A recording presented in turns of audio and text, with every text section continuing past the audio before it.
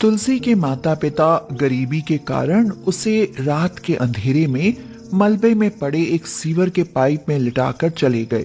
तब वह केवल 13 दिन की थी। उसके रोने की आवाज सुनकर वहां कुत्ते भौंकने लगे। रात के सन्नाटे में तुलसी और कुत्तों की आवाज दूर दूर तक जा रही थी।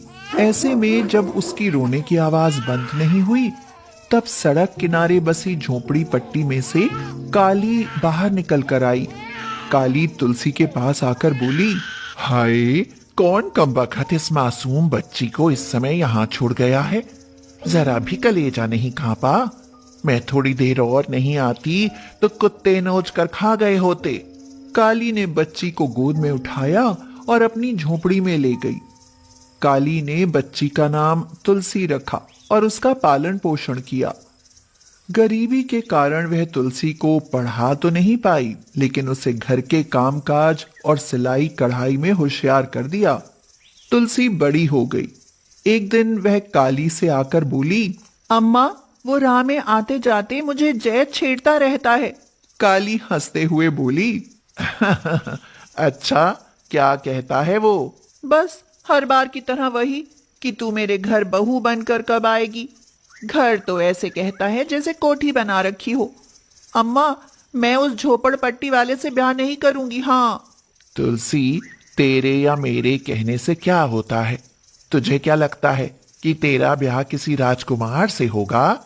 अरे कभी नहीं। अरे वो तो भला हो जय की माँ का कि तेरे बारे में सब कुछ जानते हुए भी वो तुझे अपनाने को तैयार है, वरना पूरी जिंदगी कुंवारी बैठी रहेगी। अम्मा, मैं तुम्हारी सगी बेटी होती तब भी तुम मुझे उनके यहाँ ब्याह देती। हाँ, ब्याह देती, कोई बुराई नहीं है उनमें। अच्छे लोग हैं और जिनके घर में अपनी 4-4 बेटियां हों, वो दूसरे की बेटी को कभी दुख नहीं देंगे, हमेशा सुखी रखेंगे। कैसा सुख अम्मा? सब लोग कबाड़ बीन कर घर चलाते हैं। तो क्या हुआ, भूखे तो नहीं मरते? और तुझ में क्या कमी है? पढ़ी लिखी ना सही, लेकिन हाथ की दस्तकार तो है। दिन में 2 जोड़े कपड़े भी सिलेगी तो महीने का खाना खर्चा निकाल लेगी। तुलसी काली से हार गई और चुपचाप लेट गई। ऐसे में वो अपने सगे माँ बाप को कोसती रहती। समय गुजरता गया और एक दिन काली ने तुलसी और जय की मंदिर में ले जाकर शादी कर दी। अब इसी को अपना मुकद्दर समझ तुलसी जय के साथ चली गई। झोपड़पट्टी की दूसरी बस्ती ही तुलसी की ससुराल थी।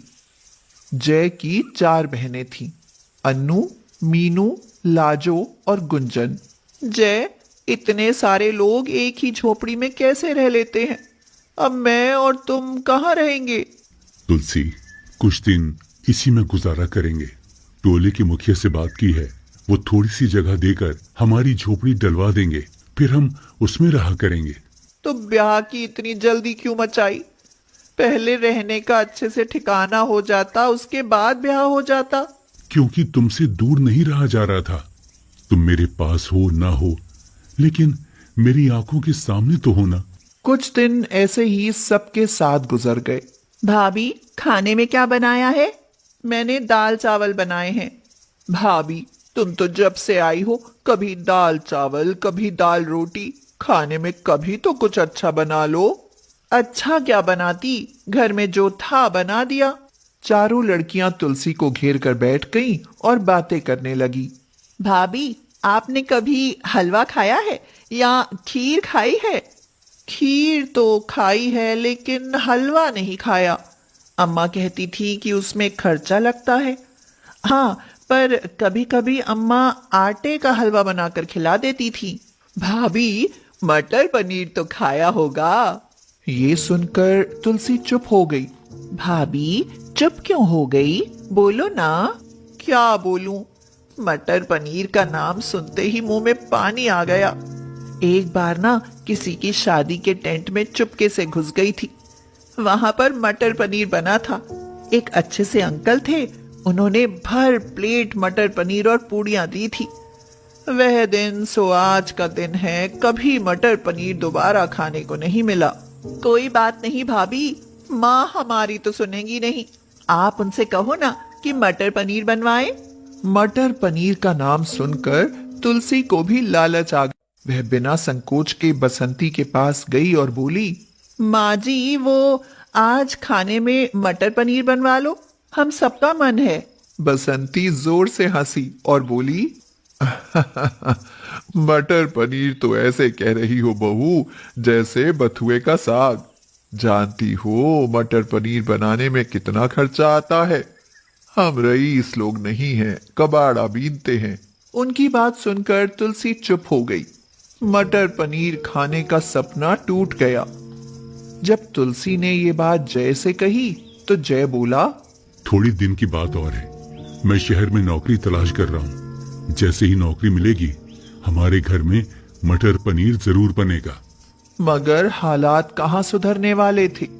एक दिन जय की कबाड़ की दुकान में आग लग गई। आग की चपेट में उनकी झोपड़ी भी आ गई। सब कुछ स्वाहा हो गया। मुश्किल से जान तो बच गई, लेकिन और कुछ नहीं बचा। 4 जवान बेटियां, ऊपर से घर की नई नवेली इकलौती बहू, आखिर अब कहां जाते। सिर छिपाने के लिए झोपड़ी तो फिर से बना ली, लेकिन पेट भरने और तन ढकने के लिए कुछ नहीं बचा। अगले दिन पड़ोस के रामदीन चाचा अपनी झोपड़ी के बाहर बैठे रेडियो सुन रहे थे। तुलसी ने सुना कि सरकार गरीब महिलाओं को सिलाई मशीन मुफ्त दे रही है, जिससे वो सिलाई सेंटर खोलकर अपना रोजगार कर सकें। उसके लिए डाकखाने जाकर केवल एक फार्म भरना पड़ेगा और 1 सप्ताह में ही मशीन मिल जाएगी। तुलसी को एक उम्मीद की किरण दिखाई दी। उसने ये बात जय से बताई। जय और तुलसी डाकखाने जाकर फार्म भर आए और अगले ही हफ्ते उन्हें सिलाई मशीन मिल गई। सारे कपड़े जल जाने के बाद बसंती बड़े लोगों से कुछ पुरानी साड़ियां मांगकर लाई थी। तुलसी ने धागा लाकर उन सभी साड़ियों में से अपनी ननदों के लिए सलवार सूट सिल दिए। चारों बहनें नए कपड़े पहनकर सभी झुग्गी वालों को दिखाई। बहू, तूने अच्छा किया जो इन पुरानी साड़ियों से इनके सलवार कुर्ते सिल दिए, वरना इनके पास तो पहनने के लिए कुछ भी नहीं बचा था। माँ जी, तुम सब झुग्गियों में जाकर कह दो कि कोई कपड़े सिलवाना चाहे तो मुझे दे जाए, कम पैसों में सिल दूंगी। बहू, पागल है क्या? अगर इनके पास पैसा होता तो ये अमीर लोगों से कपड़े मांग कर क्यों पहनते। तभी वहां आग लगने की खबर सुनकर काली आ गई। अपनी मां को देखकर तुलसी रो पड़ी। अरे पागल, रोती क्यों है? जिसने बिगाड़ी है सवारेगा भी वही। भगवान पर भरोसा रख। कैसा कह टूटा है मेरी बच्ची के परिवार पर, भगवान भली करेगा। देख लो माँ, कुछ भी नहीं बचा, सब जलकर राख हो गया। तू चिंता मत कर, सब ठीक हो जाएगा। अरे ये क्या, तूने नई सिलाई मशीन खरीद ली? ये तो माँ सरकार से मिली है। तो फिर कैसी चिंता, तुझे तो सिलाई आती है। सिलाई कर और अपने परिवार को सहारा लगा। लेकिन यहाँ झुग्गियों में कौन कपड़े सिलवाएगा? अरे तेरे मायके के पुराने ग्राहक हैं ना, रोज पूछते हैं मुझसे कि काली कब आएगी, कपड़े सिलाने हैं। मैं उन सबको यहीं ले आती हूँ। उसके बाद काली ने ग्राहकों को तुलसी का घर दिखा दिया। सब ग्राहक वहीं कपड़े सिलाने आने लगे। यहाँ तक कि 10-12 लड़कियां सिलाई सीखने भी आने लगीं। कुछ दिनों बाद जय की नौकरी भी एक प्राइवेट फैक्ट्री में लग गई। दुख के बादल जैसे छंट गए। पहली बार तुलसी को सिलाई करने और सिखाने के पैसे मिले तो वह मटर पनीर खरीद लाई। अरे भाभी, ये पन्नी में क्या लाई हो? तुम सबका मटर पनीर खाने का मन था ना, इसीलिए मटर पनीर लाई हूं। आज मैं मटर पनीर बनाऊंगी, वो भी पूड़ी और रायते के साथ। तुलसी ने मटर पनीर बनाया और सबने खुश होकर भर पेट खाया। आज बहुत खुश हो ना? होंगी क्यों नहीं। मेरी ससुराल में आज सब पहली बार मेरे हाथ का बनाया हुआ मटर पनीर जो खा रहे हैं। मुझे तुम पर गर्व है जो मुझे ऐसी पत्नी मिली। अब हम दोनों मेहनत करेंगे और सबकी इच्छाएं पूरी करेंगे। हाँ जय, हमारे परिवार की मुस्कान ही हमारी धरोहर है।